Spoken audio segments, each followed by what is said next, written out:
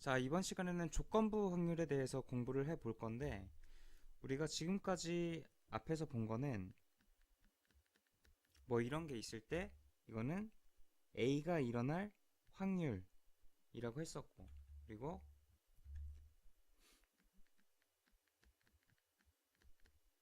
뭐 이런 게 있으면 이런 사건이 일어날 확률, 뭐 이런 식으로 해석을 했었죠.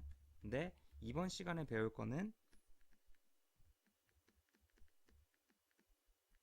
뭐 이렇게 생긴 거는 어떻게 해석을 하냐. 자, 이 말 뜻은 지금 사건 B가 일어났을 때 B가 일어났다는 조건에서 A가 일어날 확률이라는 뜻이에요. 자, 그래서 B가 일어났다는 조건에서 A가 일어날 확률을 구하는 거기 때문에 우리는 이거를 조건부 확률이라고 부르는 거죠. 자, 그래서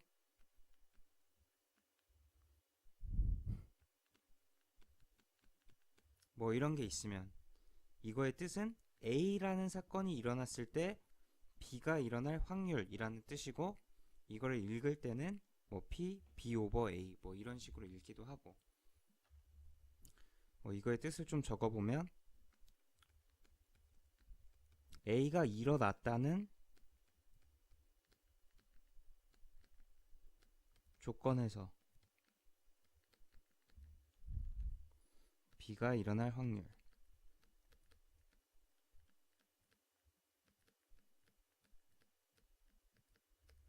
이런 뜻입니다.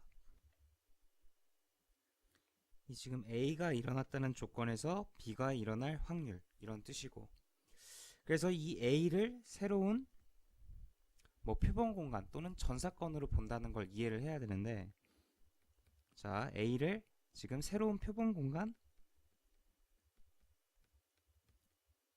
또는 뭐 전사건, 표본 공간이나 뭐 전사건이나 똑같은 말이죠. 또는 뭐 전체 집합이랑 똑같은 말이고, 그래서 A를 새로운 표본 공간으로 본다, 뭐 이거를 이해를 해야 되고, 그래서 표본 공간이 전체에서 A로 축소된다라는 걸 이해를 하시면 돼요. 자, 그래서 우리가 비교를 좀 해보면 뭐 이런 거는 사실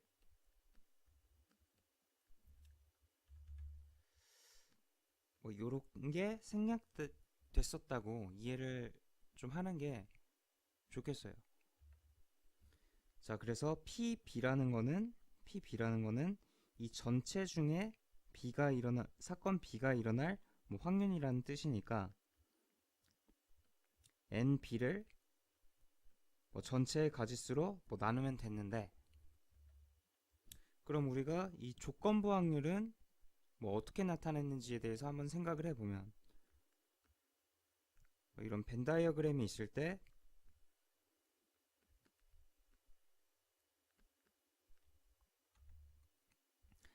아까 우리가 요 말 뜻이 지금 A가 일어났다는 조건에서 B가 일어날 확률이라 그랬으니까, 이 지금 표본 공간을 전체가 아니라 A로 제한한다고 했었죠. 그래서 이 전체 집합을 U에서 A로 축소해서 보는 게 중요하다, 이걸 이해하는 게 뭐 중요하다고 했었는데, 자, 그럼 이 표본 공간을 요 A로 볼 때 사건 A가 일어날 확률은 요만큼이겠죠. 사건 B가 일어날 확률은 요만큼. 표본 공간을 A로 볼 때 사건 B가 일어날 확률은 이 교집합 부분만큼이겠죠. 그래서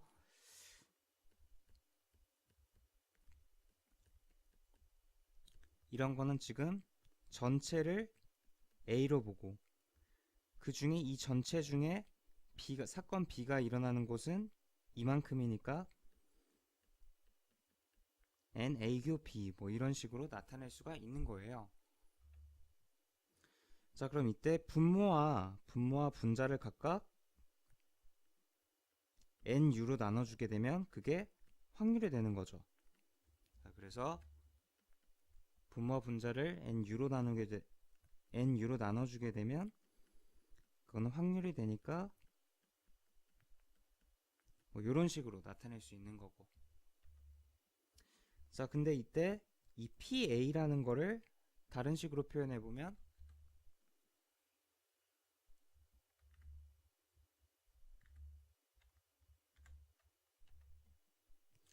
우리가 PA라는 거는 지금 요만큼의 부분과 요만큼의 부분으로 지금 생각할 수가 있겠죠. 그래서 PA를 다시 표현해 보면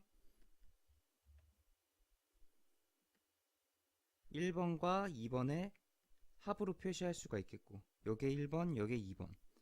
그거 분의 PA교 B가 차지하는 부분은 뭐 1번 부분. 그래서 이걸 다시 집합으로 표현해 보면 1번 부분은 뭐 P, B교 A 뭐 이런 식으로 다시 쓸 수 있고, 2번 부분은 뭐 이런 식으로 다시 나타낼 수 있겠죠. 왜냐면 지금 이 표현은 어차피 이 표현이랑 똑같은 거고, 이거는 지금 A 차집합 B랑 똑같은 표현이니까 이만큼이 의미하는 거는 결국에 요 2번 부분의 넓이가 되겠죠. 그리고 1번 부분은 아까 썼던 거랑 똑같이 P, B교 A 뭐 이런 식으로 나타낼 수가 있겠어요. 자, 그래서 조건부 확률은 크게 두 가지로 나타낼 수가 있는데, 첫 번째는 이렇게 이 지금 경우의 수를 이용해서 나타내는 방법이 있고, 두 번째는 이렇게 확률을 이용해서 확률을 써서 나타내는 방법이 있습니다. 그래서 조건부 확률은 경우의 수를 써서 나타내는 방법, 확률을 써서 나타내는 방법, 이 크게 총 두 가지가 있고, 문제 유형도 1번 유형이나 뭐 2번 유형. 자, 그래서 각 유형별로 대표 예제를 한번 살펴보면, 문제를 미리 좀 써놨는데,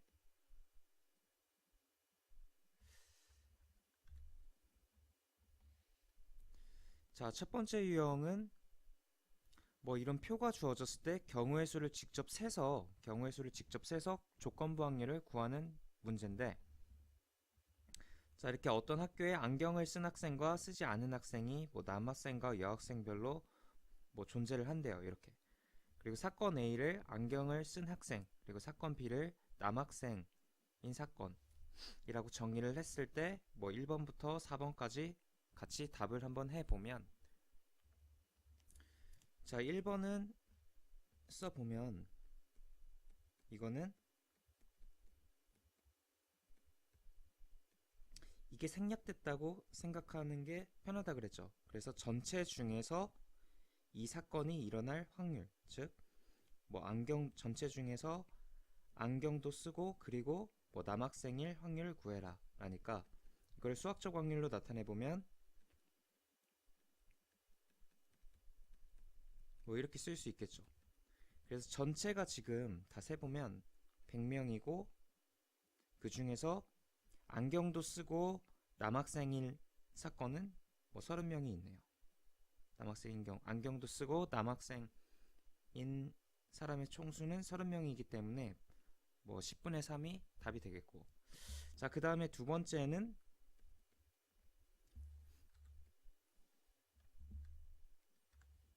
자, 이거는 지금 남학생 중에서 안경을 쓸 확률이니까 이걸 수학적 확률로 나타낼 때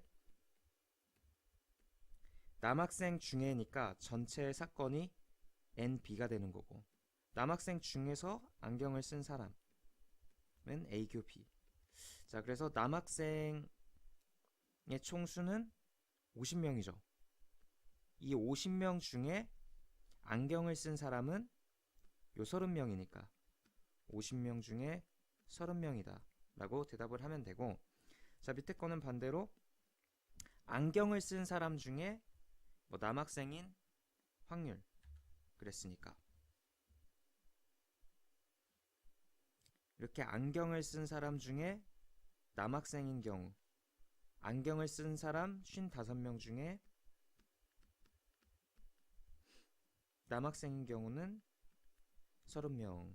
그래서 55분의 30이 답이 되는 거고. 자, 4번 같은 경우는 B의 여집합이라 그랬으니까, 즉 남학생이 아니니까 여학생을 뜻하겠죠. 그래서 여학생 중에 안경을 쓰지 않은 학생의 수를 구해보면, 여학생은 지금 총 50명이 있죠. 50명이 있고, 그 중에서 안경을 쓰지 않은 학생은 25명이 있으니까 이거는 50분의 25다 라고 답을 하면 되겠습니다.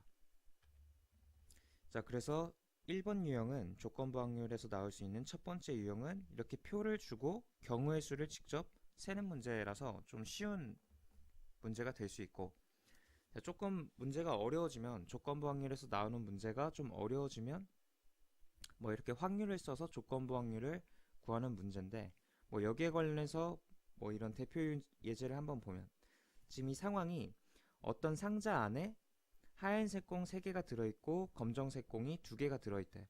그때 공을 꺼냈는데 갑이 먼저 1개를 꺼낸 다음에 그 다음에 을이 1개를 이어서 뽑을 때 사건 X를, 뭐 갑이 흰 공을 뽑을 확률, 갑이 1개를 먼저 꺼낼 때 흰 공을 꺼내는 사건을 사건 X라고 하고, 그 다음에 을이 1개를 꺼낼 때 그때 나오는 공이 흰 공인 사건을 사건 Y라고 정의를 해봅시다. 그리고 공을 꺼낼 때는 비복원으로 뭐 공을 꺼낸다고 생각을 해보면, 자, 지금 1번 같은 경우는 갑이 먼저 흰 공을 꺼냈을 때 그 다음에 을이 흰 공을 뽑을 확률을 그랬어요.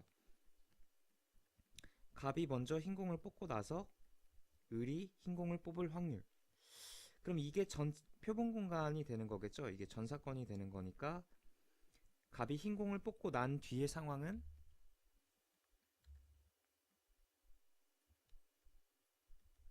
갑이 흰 공을 뽑았으니까 남은 흰 공은 2개가 되겠고 검정색은 여전히 2개가 있겠죠. 그래서 이 상황에서 을이 흰 공을 뽑을 확률이니까 4분의 2가 됩니다. 자, 갑이 흰 공을 뽑고 난 다음에 갑이 흰 공을 뽑았을 때 을이 흰 공을 뽑을 확률이니까 이 갑이 흰 공을 뽑고 난 뒤의 상황이 이 표본 공간이 되는 거예요. 그래서 이 전체 4개 중에 흰 공 2개를 뽑을 확률이니까 4분의 2라고 답을 하면 되고, 자, 밑에 문제 같은 경우에는 을이 흰 공을 뽑았을 때 갑이 흰 공을 뽑았을 확률, 을이 뽑은 공이 흰 공이었을 때 갑이 흰 공을 뽑았을 확률.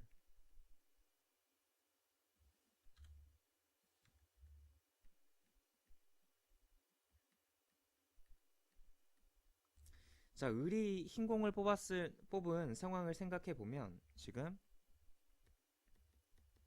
분명히 문제에서 공을 추출을 할 때 갑이 먼저 뽑은 다음에 을이 뽑는다고 했는데, 을이 흰 공을 뽑았을 때 갑이 흰 공을 뽑았을 수도 있고, 아니면 을이 흰 공을 뽑은 경우에 갑은 앞에서 검정색 공을 뽑았을 확률이 있죠. 그래서 을이 흰 공을 뽑은 상황은 이렇게 크게 2가지로 나뉘기 때문에 이 2가지가 전체의 상황이 되는 겁니다. 자, 그래서 전체의 상황은 이 2가지 상황. 자, 그래서 1 플러스 2분의 문제에서 물어본 거는 이 첫 번째 상황이 되겠죠. 을이 흰 공을 뽑았을 때 갑이 흰 공을 뽑았을 사건이니까 이렇게 해주면 되겠고, 자, 그래서 확률을 좀 계산을 해보면 갑이 흰 공을 뽑을 확률은 이 처음에 전체 5개의 공 중에 흰 공이 3개 들어있으니까 뭐 5분의 3이 되겠죠. 그래서 5분의 3이 되는 거고, 여기에 지금